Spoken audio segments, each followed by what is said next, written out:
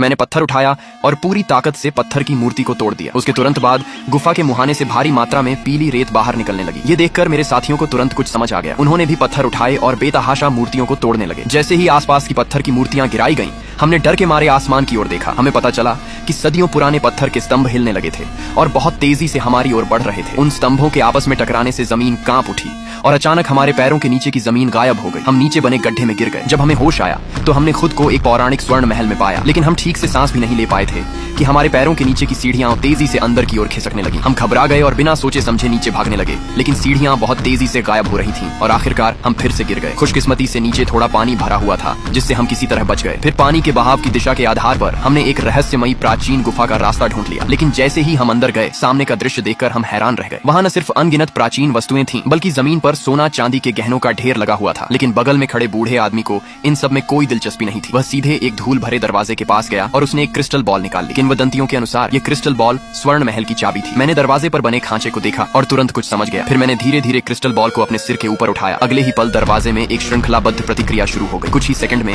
एक गुप्त रास्ता खुल गया। हम सावधानी से अंदर गए। अंदर का नजारा हमारी कल्पना से भी परे था। चारों ओर चमकती हुई सुनहरी रोशनी फैल रही थी। यहाँ तक कि दीवारें भी सोने की ईंटों से बनी थीं और कई क्रिस्टल की मूर्तियां चारों ओर रखी हुई थीं। हमने कुछ नोटिस किया और तुरंत एक मूर्ति की ओर बढ़े। हमने देखा कि उस मूर्ति का एक हिस्सा गायब था। ये देखकर मेरे साथी ने फिर से क्रिस्टल बॉल उठाई, लेकिन तभी अचानक कुछ अनपेक्षित हो गया।